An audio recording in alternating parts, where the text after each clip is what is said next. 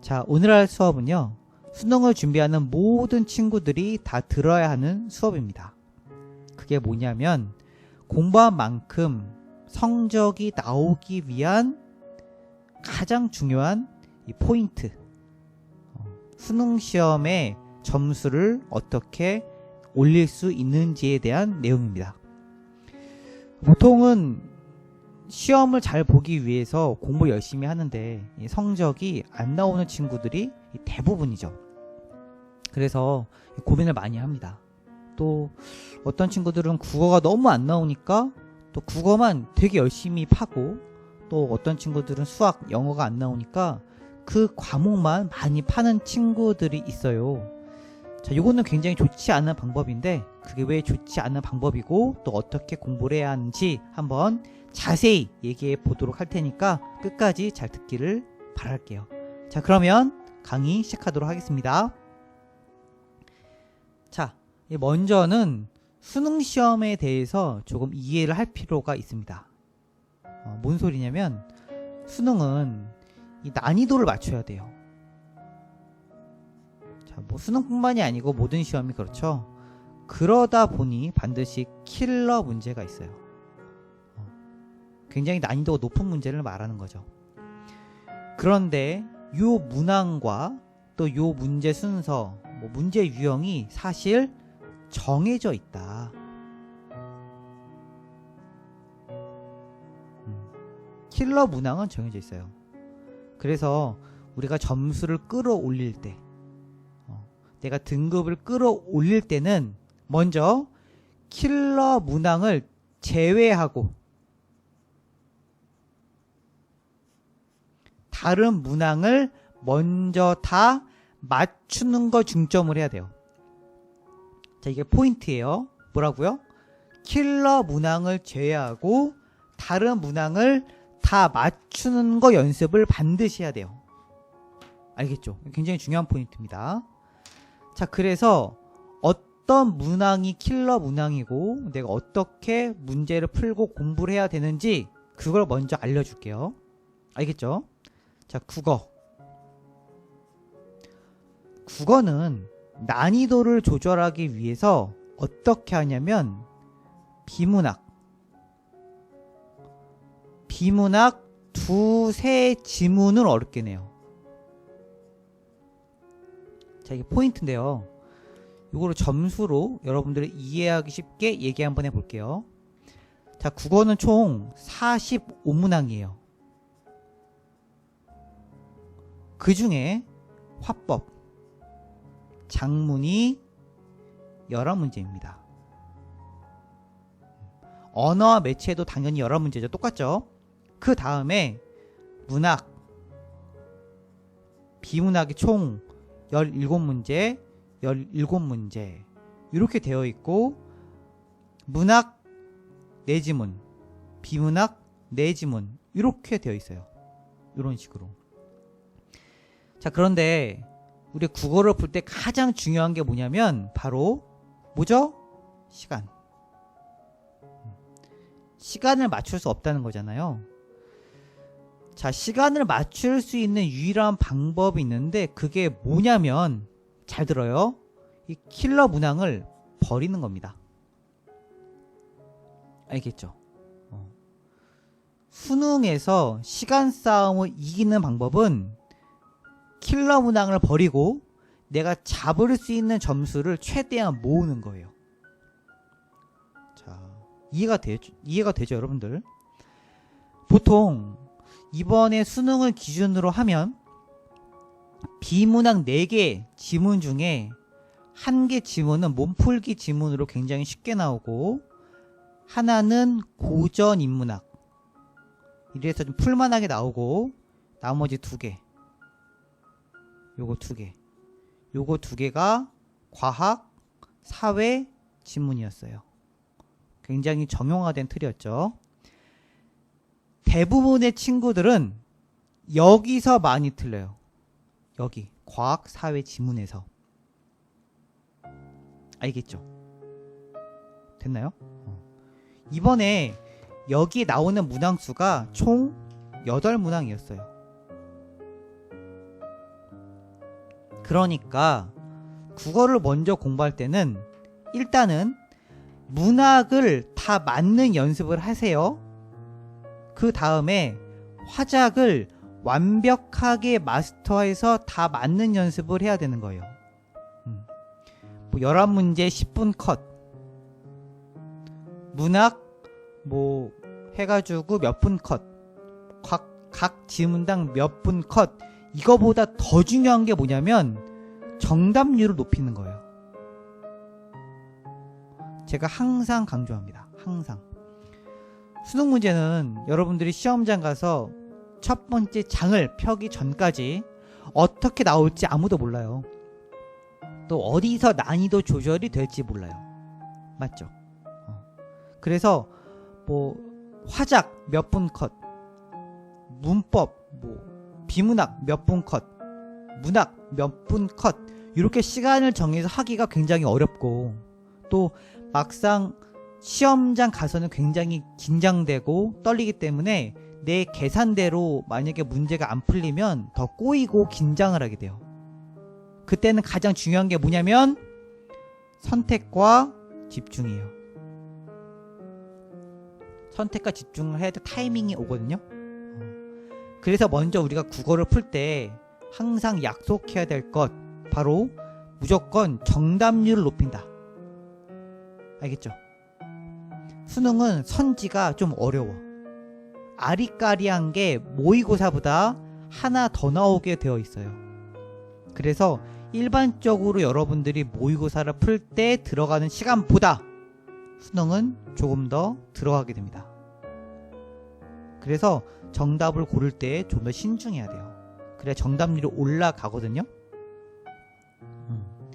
여러분들이 일반 모의고사로 수능을 준비하면 안 되는 이유가 이 문제 유형이 조금씩 달라요. 그래서 수능은 좀 더 신중해야 될 필요성이 있습니다. 알겠죠? 그럼 두 지문 놓치면 어떡하지? 이러잖아요. 두 지문 놓치면 16점 더하기 2. 요거 2점짜리 4개, 3점짜리 하나씩 이렇게. 그래서 총 18점이에요. 그러면 두 지문을 버리고 내가 다른 거에서 한두 개 틀렸어. 그렇죠? 그리고 또 두 지문 다 찍어가지고 한 문제 맞췄다 칩시다. 그러면 국어는요 80까지는 찍을 수 있게 돼요. 알겠나요, 여러분?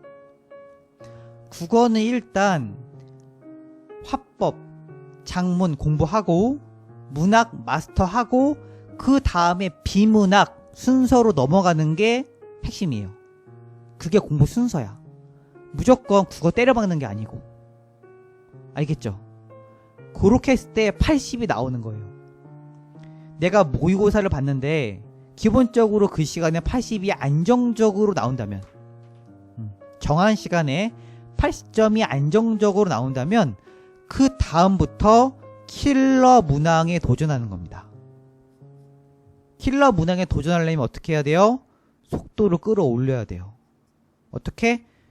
전체적인 독해 순서를, 독해 속도를 끌어올려야 되고 정답 찍는 순서를 끌어올려야 돼요. 그런데 이게 굉장히 모험이 될 수 있어요.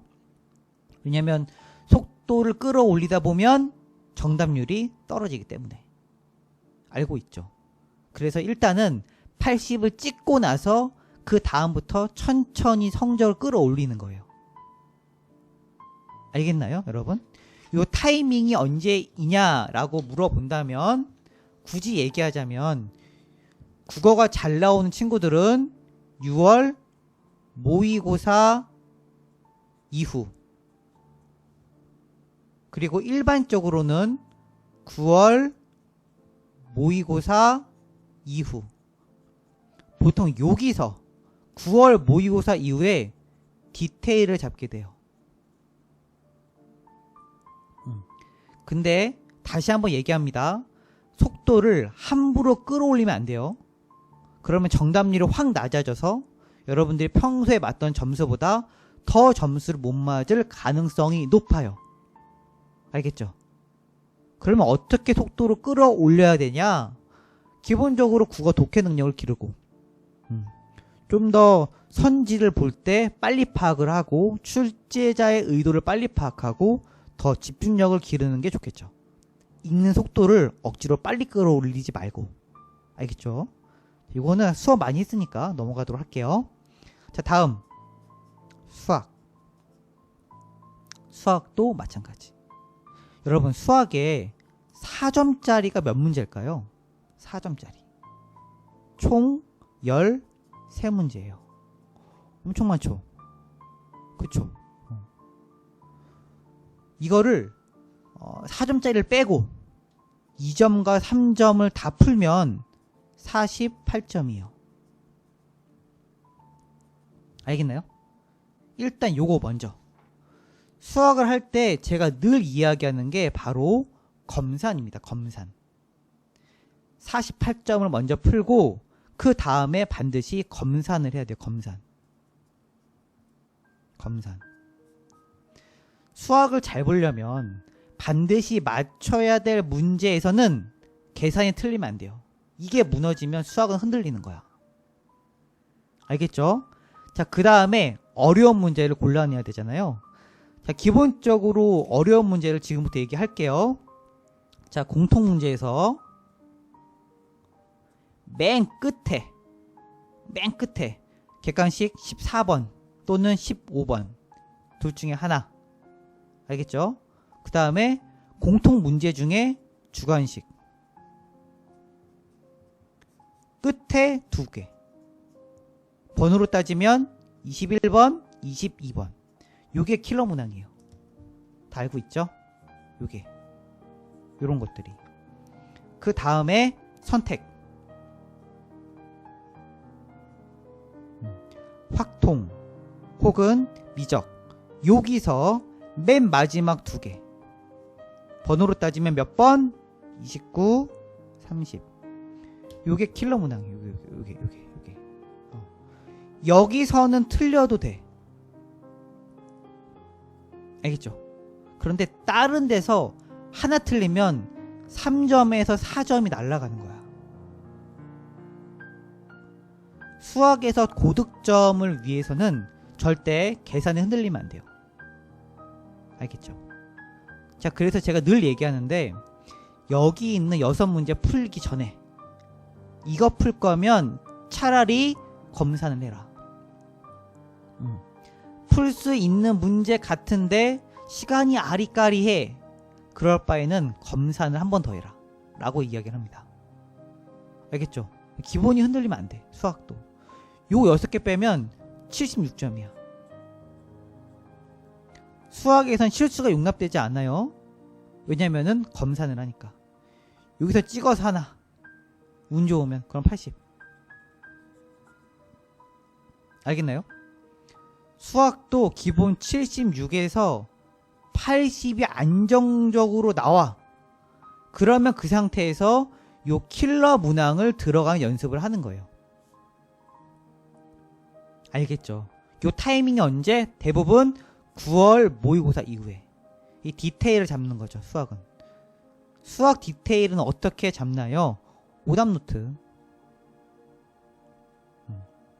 근데 여러분, 그 오답노트 또는 발상노트를 만들 때 기본서 가지고 만드는 친구들이 있는데 웬만하면 전 기본서로 오답노트를 만드는 걸 추천하지 않아요.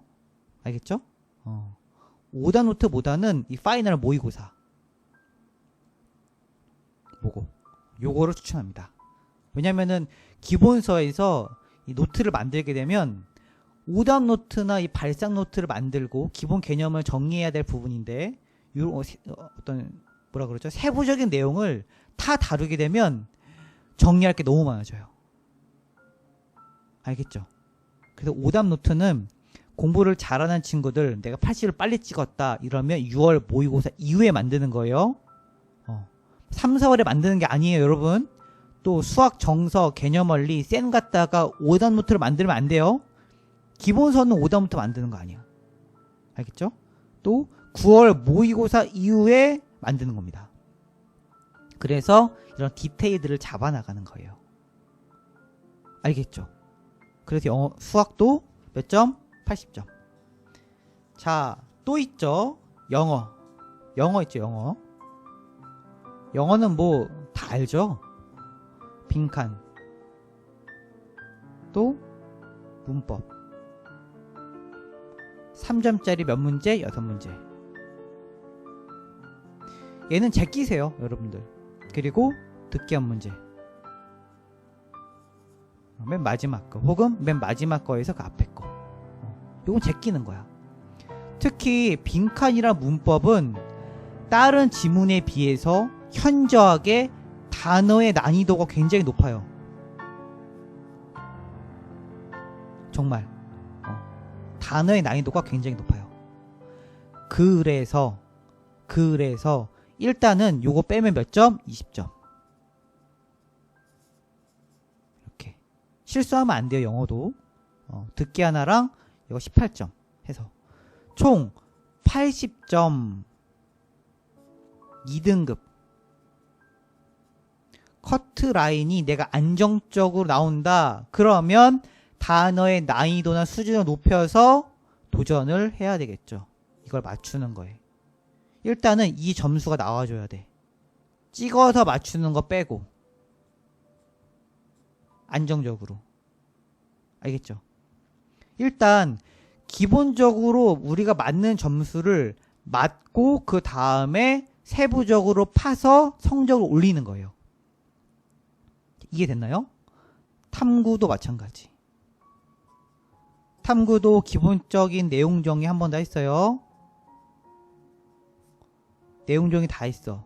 그리고 대표 문제 외웠어. 그러면 얘기했죠? 35점은 맞는다고. 여기서 노력하면 40점까지는 생각보다 금방 끌어올려요. 그런데 여기서부터가 어려워. 탐구도 똑같아. 그래서 탐구도 몇 점? 80점. 알고 있죠? 그래서 우리 얘기하죠. 마에 320점. 알고 있죠? 320점. 총점 320에서 330을 맞았어. 그러면 이 위로 뚫고 올라가는 게 굉장히 어렵다. 왜? 여기서부터는 킬러 문항을 잡아야 하니까. 알겠죠? 그런데 여러분 보세요. 국어, 수학, 영어, 탐구. 이래서 80, 80, 80. 탐구 조금 더 노력해가지고 85에서 90. 이렇게 맞았어. 수능 원점수로. 그러면 어디 대학 가죠? 머리 굴러가죠, 그쵸? 여기까지는 우리가 공부하면 누구나 다 맞을 수 있는 점수예요. 여기까지는. 알겠죠? 여기까지는. 이렇게. 그러니까 일단 내가 수능을 준비하면서 어디까지는 끌어올려 봐야 되겠다 하는 마의 점수를 뚫어야 돼. 그게 320. 여기서 내가 성적을 올릴 거야. 그러면 국, 수, 영, 탐 다 하지 말고 한 과목을 집중해서 뚫어도 괜찮은 거예요. 이 상태에서는. 이해됐어요? 여기서 내가 나 수학을 좀 더 집중해서 뚫어볼까? 영어를 집중해서 90을 넘겨봐 한번. 이딴 거 가볼까? 탐구 투자해가지고 한 95까지 끌어올려볼까? 이렇게 도전을 하는 거지. 320을 맞지 않고 한 과목으로 투자한다는 건 조금 어렵다라는 거죠. 알겠죠? 여러분들. 그래서 여기까지 여러분들이 공부를 하는 데 있어서 도움을 최대한 주려고 하는데요. 이렇게 점수를 맞은 친구들은 좀 세부적으로 공부를 하면 굉장히 좋을 것 같습니다. 그러면 여기까지 알고의 윤쌤이었습니다. 안녕!